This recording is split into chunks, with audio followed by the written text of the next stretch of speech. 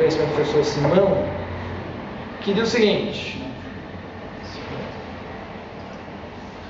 Tá bom. Note-se que não há situação em que o trabalhador poderá perder o FGTS, mas apenas situações em que não poderá sacá-lo. Assim, o FGTS não é provento de trabalho, mas verdadeira aplicação financeira compulsória. Tanto é verdade que se o empregado sacar o FGTS para a aquisição da casa própria, o imóvel pertencerá ao casal, ou seja, entra na comunhão de bens. Para nós, sendo regido da comunhão parcial ou universal de bens, o cônjuge terá direito a ameaçar os valores aportados na conta vinculada do FGTS. Eu acho que a questão é toda essa, é saber exatamente qual é a natureza jurídica desse fundo. Se tratamos ou não se trata ou não de uma aplicação financeira, ou se esse fundo teria uma natureza alimentar ou salarial. Puxando aqui uma questão que eu acho que é muito importante, eu tenho visto na doutrina brasileira muito se levantar como um entendimento do STJ. Esse recurso especial 848-660, em que fala em incomunicabilidade apenas do direito e não dos proventos, possibilidade de partilha do Fundo de Garantia por Tempo de Serviço.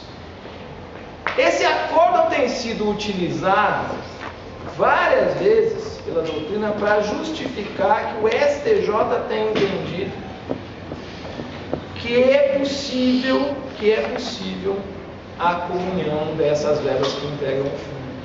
Mas uma leitura mais atenta sobre os termos desse acórdão, nós vamos perceber que esse acórdão trata da regra do artigo 271 do Código Civil 16 e não da regra do artigo 1659, inciso 6 do Código Civil de 2002. E são duas regras distintas.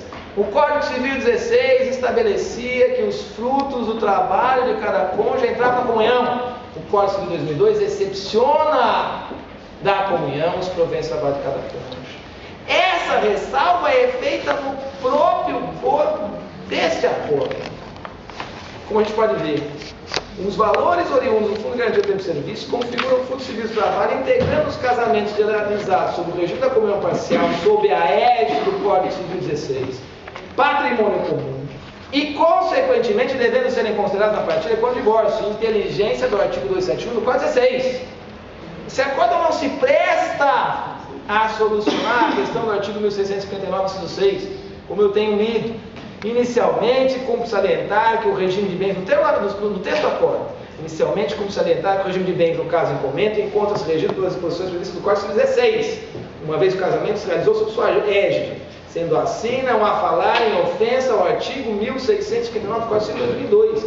Então, não posso utilizar esse acordo para fundamentar um argumento sob a égide do Código Civil de 2002, porque ele não se refere a esse sistema.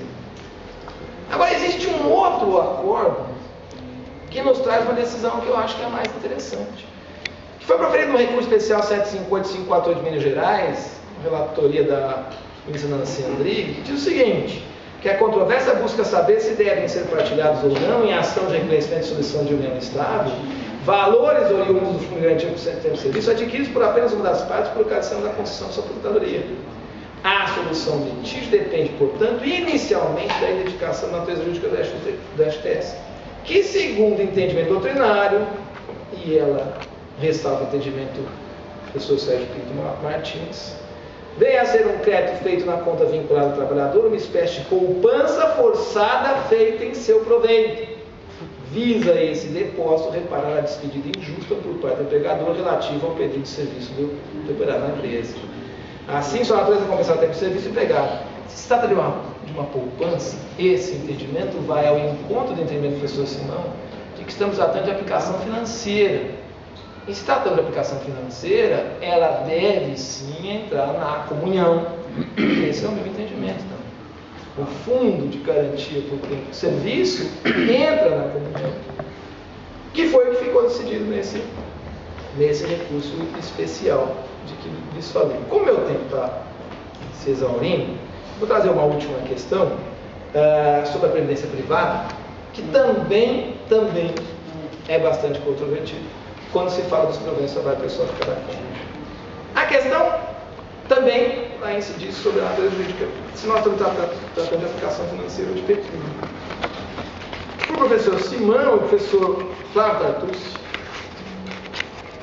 nós temos aqui uma aplicação financeira, em razão da possibilidade de resgate a qualquer tempo desse investimento que está sendo realizado através da previdência privada. O professor Rolfo Madaleno e outros tantos entendem que os fundos privados de pensão são benefícios de caráter personalista que visam os perfeitos da pessoa em certa passagem de sua vida e tratar de renda pessoal incomunicável, tal como acontece com os problemas de trabalho de cada cônjuge, e, portanto, essa linha de pensamento também nos comunicam, por seu entendimento, que também a gente encontra no STJ, aí nós vamos ver uma certa dissensão no STJ, os fundos privados, a previdência privada tem natureza alimentar. Entraria naquela exceção do inciso 7 do artigo 359, menos proventos, com pensões, Montepios, os antigos Montepios, como Montepio da família militar, aposentadorias e quitais. Nós podemos ver no STJ um certo dissídio, como a gente pode ver aqui, no recurso especial 1.121.426, indisponibilidade de bens determinados à luz do artigo 36 da Lei 6.024/74, saldo em fundo de previdência privada complementar, PGBL, natureza alimentar caracterizada na espécie, impenhorabilidade reconhecida. Então, o Superior Tribunal de Justiça tem entendimento no sentido de que o saldo da previdência privada tem natureza alimentar. Por essa razão é impenhorável. Por essa razão é impenhorável. E também não deveria entrar na comunhão se tiver natureza alimentar. Mas essa decisão não é única. Como podemos ver no informativo 0466, em que a turma entendeu que não possui caráter alimentar o saldo de depósito do plano gerador de benefício livre. O PGBL é plano gerador de benefício livre, são dois planos, né? O PGBL e o VGBL, são duas hipóteses de previdência privada no nosso ordenamento. Eu particularmente concordo com essa ideia de que a previdência privada não tem essa natureza jurídica alimentar. A previdência privada tem natureza jurídica de aplicação financeira, porque pode ser resgatada a qualquer tempo, tá? É uma interessante aplicação financeira no Brasil, porque ela é dedutível no imposto de renda, e que, se ela não for assim tratada, ela vai permitir uma fraude ao regime de comunhão. Porque, ao invés de um dos cônjuges ou companheiros aplicar o seu dinheiro numa aplicação qualquer, ele vai escolher sempre a previdência privada em razão da suposta incomunicabilidade. O que é incomunicável é a pensão que já está sendo percebida, aí sim, aí ela nos comunica. Mas a previdência privada é a aplicação financeira, por essa razão se comunica. E para aqueles que vão perguntar, mas é preciso a previdência pública? Essa não pode ser resgatada a qualquer tempo. Ela não tem essa natureza de aplicação financeira. Essa sim corresponde ao pecúlio, que vai ser percebido apenas no momento da aposentadoria. Mas a previdência privada não. Existe a possibilidade de se resgatar a qualquer tempo.